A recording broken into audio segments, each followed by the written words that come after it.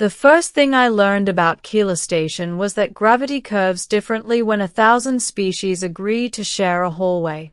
The second thing I learned was that no amount of diplomatic training prepares you for an accusation shouted in 3 languages at once. Take your hands off my butt, human. Every conversation within 20 meters died instantly. I froze mid-step, hands lifted in instinctive surrender, my heart doing something acrobatic inside my chest. I hadn't meant to touch anyone's anything. The transit ring had jolted, artificial gravity hiccuping as cargo trams passed, and the crowd surged like a living tide. I stumbled, reached for balance, and, well, here we were. Sorry, I said, loudly and clearly, trusting the station's translators to keep up. That was an accident. I tripped. The alien woman in front of me turned slowly. She was taller than me by a head, her posture straight and powerful. Her skin was a deep slate blue, patterned with faint silver lines that traced her shoulders and hips like living constellations. Her eyes, large, luminous, and gold-flecked, fixed on me with an intensity that made my spine straighten on reflex. Around us, the crowd waited. Security drones hovered closer. She studied my face, my hands, my stance. Then, to my complete shock, her expression changed, not to anger, but to something thoughtful. You did not pull, she said. No, I replied quickly. I swear. And you released immediately. Yes. A pause. The tension eased just a fraction. Next time, she said coolly, humans should learn how to fall without grabbing strangers. That's fair, I said, nodding. I'll practice. A ripple of strange chittering sounds moved through the nearby onlookers. Later, I learned that was laughter. She turned away, clearly done with me. I thought that was the end of it. It was not. My name is Jonah Reed, logistics engineer for the Terran Cooperative. On paper, my job was boring: optimize supply routes, maintain station infrastructure, make sure oxygen recyclers didn't explode during cultural festivals. In reality, it meant being dropped into the middle of alien societies and trying not to offend anyone important. The woman I had nearly offended was Sereth of House Vakai, though I didn't know that yet. Her species, the Kaliri, were known for their rigid honor codes and blunt communication. Physical contact carried specific meanings, most of which humans were blissfully ignorant of. An hour after the incident, I was summoned by station administration. I expected a reprimand. Instead, I found Sereth waiting inside the office, arms folded behind her back, her presence filling the room like a held breath.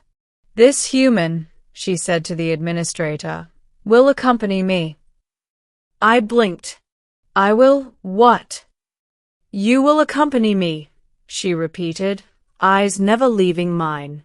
You owe me a social clarification. The administrator looked relieved. Excellent.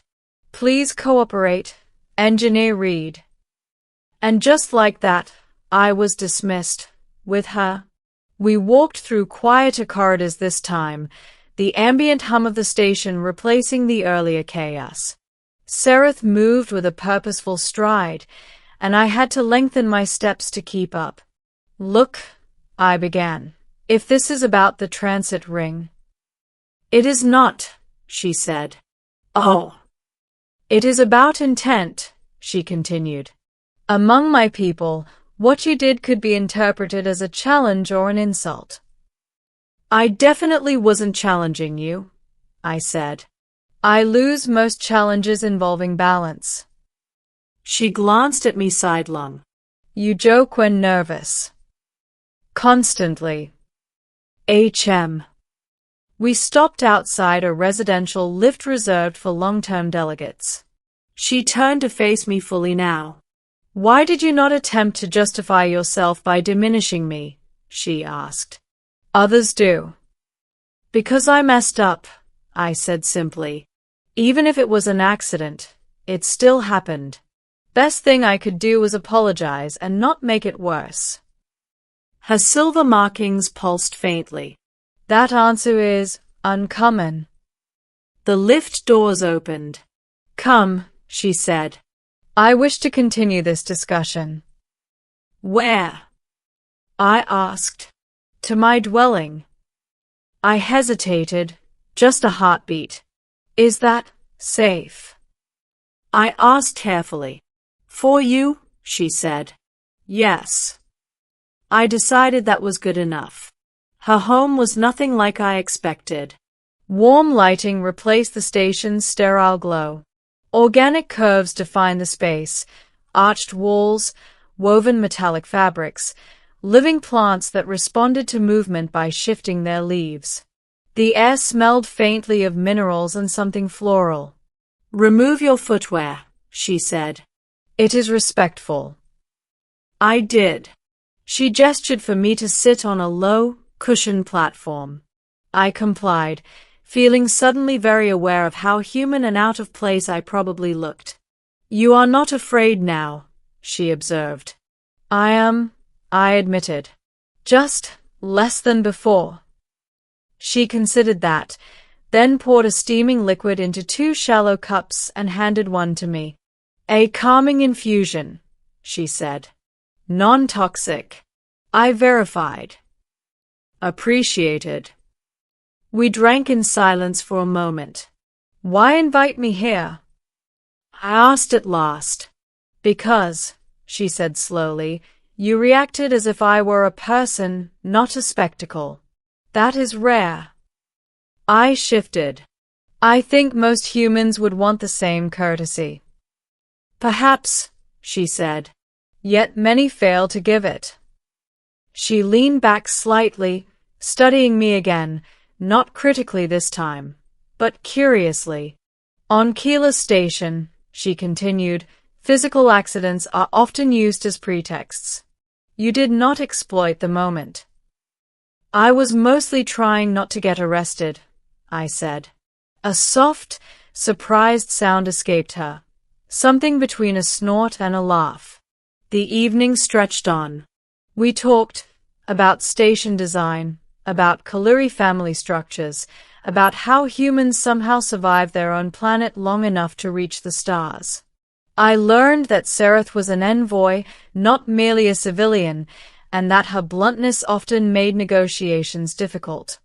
They say I am unapproachable, she said.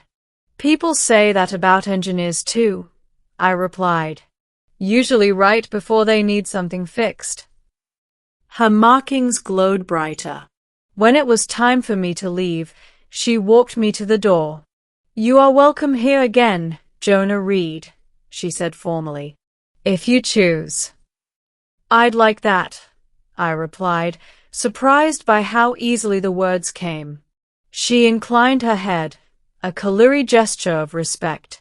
As the door slid closed behind me and I stepped back into the humming corridors of Keeler Station, I realized something profound had shifted. I had come here to manage systems and solve mechanical problems.